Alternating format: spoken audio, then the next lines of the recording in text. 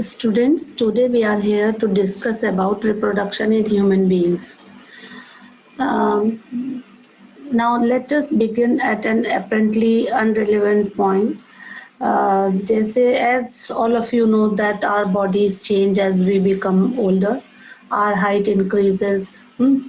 So बहुत सारे changes puberty में appear होते हैं जो सेकेंडरी सेक्सुअल करेक्टर्स जिसके बारे में हम बात करते हैं. सेकेंडरी सेक्सुअल करेक्टर्स जब प्यूबर्टी में हार्मोनल सिक्रीशन होने लगते हैं, सेक्स हार्मोन सिक्रीट होने लगते हैं, तो human beings show sexual reproduction. Male parent produce male gametes और जिसको स्पर्म्स बोलते हैं, और फीमेल पेरेंट जो है वो प्रोड्यूसेस फीमेल गैमीट्स जिसको ओवा बोलते हैं. तो स्पर्म्स और बहुत सारे सेकेंडरी सेक्सुअल करेक्टर्स के बारे में आपने पढ़ा कि रिप्रोडक्टिव एज अटेंड कर लेते हैं. तो जो अर्ली टीनेज होती है उसमें बॉडी प्रिपेयर हो जाती है फॉर द रिप्रोडक्शन. तो some of the changes which are common, ये भी एग्जाम में क्वेश्चन पूछा जाता है कि right common changes that take place in both boys and girls. तो हेयर जो ग्रोथ होती है ना in new parts of the body, कौन कौन से पार्ट्स, आर्म पिट्स पे, जेनाइटल एरिया में हेयर ग्रोथ देखी जाती है, कॉमन है both in boys and girls. तो genital area between the thighs and which can also become darker in color. Thinner hair can also appear on legs and arms as well as on the face. Skin frequently becomes oily, है ना, pimples आते हैं. तो ये common characteristics हैं जो कि teenage में देखे गए हैं both in boys and girls. तो now we begin to be conscious and aware of both our own bodies and those of others in new ways. तो अगर हम देखें कि कौन कौन से changes हैं वो गर्ल्स में होते हैं secondary sexual characters. तो गर्ल्स में breast size begins to increase with darkening of the skin of the nipples at the tip of the breast, and girls begin to menstruate at around this time. And boys begin to have new thick hair growth on the face and their voice become to crack. Further, the penis occasionally begins to become enlarged and erect, either in daydreams or at night. So these are the changes which you will observe in boys. Okay, so all of these changes take place slowly over a period of months and years.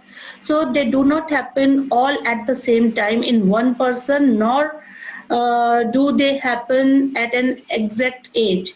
In some people they happen early and quickly, while in others they can happen very slowly. So each change does not become complete quickly either. For example, thick hair है on the face in boys. आपने देखा होगा कुछ boys में जल्दी beard आ जाती है, कुछ में बाद में आती है. कुछ boys में आपको scattered hair दिखेंगे slowly, फिर वो thick hair में convert होते हैं. तो ये differences आपको individual to individual vary करेगा. कुछ बच्चों में ज़्यादा जल्दी maturity आ जाती है, कुछ में देर से आती है. So all these changes show differences between people. Just as we have differently shaped nose or fingers, so also we have different pattern of hair growth or size and shape of breast or penis. All of these changes are aspects of the sexual maturation of the body. So why does the body show sexual maturation at this stage? Now we have to discuss. We have to talk about the need for specialized cell types in multicellular bodies to carry out specialized functions. तो अब secondary sexual characters के बाद human beings में अगर हम बात करें तो सबसे पहले हम उनके रिप्रोडक्टिव सिस्टम्स की बात करेंगे. तो यहाँ पर रिप्रोडक्टिव सिस्टम में मेल रिप्रोडक्टिव सिस्टम के बात करें तो male reproductive system consist of portions which produce germ cells and other portions that deliver the germ cells to the site of the fertilization. तो यहाँ पर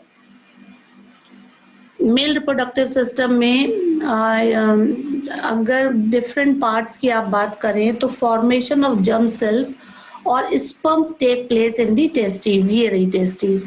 They are located outside the abdominal cavity in the scrotum.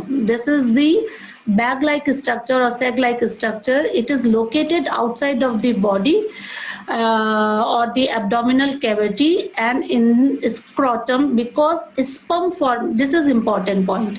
Why it is located outside of the abdominal cavity? Because sperm formation requires a lower temperature than the normal body temperature, 2 to 3 degrees lower than the normal body temperature.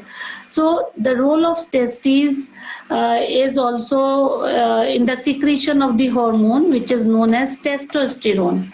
तो exam में male sex hormone आप लिखेंगे testosterone, and in addition to regulating the formation of sperms. तो testis के दो functions हैं. Formation of testosterone, testosterone की वजह से सेकेंडरी सेक्सुअल कैरेक्टर्स डेवलप होते हैं बॉयज में, एंड फॉर्मेशन ऑफ स्पर्म्स, ये इसका सेकेंड रोल है. तो बॉयज में जो चेंजेस होती हैं वो टेस्टोस्टेरोन की वजह से होती हैं. स्पर्म्स जो फॉर्म्ड हो रहे हैं यहाँ टेस्टिस में, वो डिलीवर्ड होते हैं थ्रू वास डिफरेंस. ये आप देख रहे हैं ना coiled structure, vas difference which unites with a tube coming from the urinary bladder. यहाँ पर आप देख रहे हैं ये ब्लैडर है, यूरिनरी ब्लैडर, ये यूनाइट हो रहा है यूरिनरी ब्लैडर से, जो ट्यूब आ रही है उसके साथ यूनाइट हो रहा है, और फिर ये ट्यूब जा रही है पेनिस में. तो जो मेल्स में क्या होता है, जो ट्यूब यूरिन लेकर आ रही है बॉडी से बाहर, वही सीमेन भी ला रही है. तो sperms are delivered through the vas deferens which unites with the tube coming from the urinary bladder, and the urethra thus form a common passage for both the sperms and urine. Along the path of the vas deferens, glands like prostate and seminal vesicle add their secretion. तो vas deferens के रास्ते में दो glands का secretion add up हो जाता है. कौन कौन सी ग्लैंड्स का सिक्रीशन एडअप हो जाता है? एक तो है प्रोस्टेट ग्लैंड और एक तो है seminal vesicle. So that the sperms are now in a fluid which makes their transport easier. Fluid में बहते हैं sperms, उसका ट्रांसपोर्ट इजी हो जाता है, और ये फ्लूइड उनको न्यूट्रिशन भी प्रोवाइड करता है.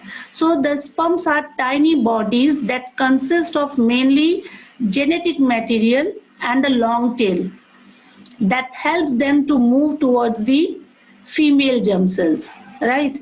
So now what about the female reproductive system? In female reproductive system you will find ovaries, a pair of ovaries. So here ovaries के अंदर eggs produce होते हैं. So female reproductive में one pair of ovaries दिखेंगी, a pair of fallopian tube, ये oviduct भी बोलते हैं, यहाँ पे भी एक ट्यूब दिखेगी, एक इस साइड में दिखेगी. यूट्रस दिखेगा जिसको हम वोम बोलते हैं, WOMB. वेजाइना दिखेगा, बर्थ कैनाल दिखेगी. So each ovary is almond shape and present inside the abdominal cavity. At the time of the birth, each child already contains thousands of immature ova. मतलब जब female girl child born होती है तो उसकी ovary में पहले से ही immature ओवा होते हैं. These ova start maturing only from the time of puberty. जब वो लड़की प्यूबर्टी स्टेज को पहुंचती है तब ये ओवा मैच्योर होना शुरू हो जाते हैं. So only one ovum is produced by one of the ovary in 1 month, and each ovary releases an ovum in alternate months. The release of an ovum from the ovary into the abdominal cavity is known as ovulation. I am repeating. The release of an ovum from the ovary into the abdominal cavity is known as ovulation. Now, what are the functions of ovary? First, to produce and release ova. Second, to produce female reproductive hormone or sex hormone, estrogen and progesterone. There are two fallopian tubes as you can see over here. The end lining close to the ovary has finger-like projections. यहाँ पे आप देखेंगे ये finger-like projections इसमें बने हुए नहीं हैं. जो दो फेलोपियन ट्यूब हैं वो यूनाइट होती हैं एक इलास्टिक बैग लाइक स्ट्रक्चर में जिसको हम यूट्रस बोलते हैं. फंक्शन ऑफ फेलोपियन ट्यूब का क्या है? ये साइट है of fertilisation between the male and female gamete and the formation of the zygote and early embryo. जब zygote फॉर्म हो जाता है तो जो inner lining of the uterus है वो रिचली सप्लाइड होती है विद ब्लड वेसल्स और इस इनर लाइनिंग को बोलते हैं एंडोमेट्रियम. और जो नैरो एंड ऑफ यूट्रस है ये नैरो एंड ऑफ यूट्रस इसको बोलते हैं सर्विक्स. यूट्रस का क्या फंक्शन है? जो एम्ब्रियो फॉर्म्ड हो रहा है फेलोपियन ट्यूब में वो यूट्रस वॉल से अटैच हो जाता है एंडोमेट्रियम से. इस प्रोसेस को बोलते हैं इम्प्लांटेशन और फिर वो बेबी डेवलप होता है 9 मंथ्स तक यहीं पर. वेजाइना जो है वो यूट्रस ओपन करता है वेजाइना में through cervix. The vagina is muscular tube through which the baby is delivered at the end of 9th month. इसीलिए इसको बर्थ कैनाल भी बोलते हैं. और ये रिसीव करता है semen at the time of copulation or mating. Semen is discharged into the vaginal tract during copulation or mating. The sperms travel upwards and reach the fallopian tube where one sperm fuses with the ovum to form zygote. Zygote divides and redivides as a result form few celled structure which is known as embryo which gets fixed over the uterus wall. Okay, this process is known as implantation. जो uterus wall है वो thicken हो जाती है to receive the embryo. अगर ये fertilise नहीं है एग तो जो यूट्रस वॉल है वो शेड ऑफ हो जाती है और तब मेंस्ट्रुएशन अकर होता है. तो जो एम्ब्रियो है वो यहाँ डेवलप होता है यूट्रस वॉल पे और एक स्पेशल टिश्यू डेवलप हो जाता है जो एम्ब्रियो को सर्कल कर लेता है एनसर्कल कर लेता है. इसको बोलते हैं प्लेसेंटा. जो डिस्क लाइक स्ट्रक्चर है embedded in the uterine wall. इसमें फिंगर लाइक विलाई होते हैं on the embryo side while on the mother side blood vessels surround the villi. ये प्रोवाइड करती हैं large surface area for food and oxygen to pass from mother's body to the baby developing baby. तो mother की body से oxygen and food transport होता है blood के through और 9 मंथ्स का टाइम लगता है बेबी डिलीवर के लिए और रिदमिक कॉन्ट्रैक्शन होती है यूट्राइन वॉल में और बेबी डिलीवर होता है.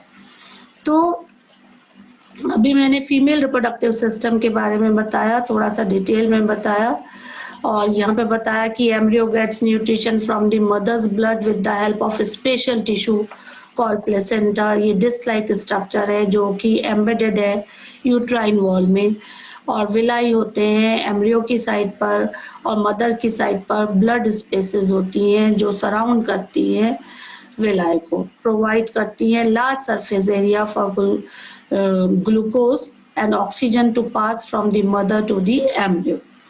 और यहाँ पर what happens if the egg is not fertilised. अगर एग फर्टिलाइज नहीं है तो क्या होगा? Since the ovary releases one egg every month, the uterus also prepares itself every month to receive a fertilized egg. Thus, its lining becomes thick and spongy. This would be required for nourishing the embryo if fertilization had taken place. Now, however, the lining is not needed any longer if no fertilization has taken place.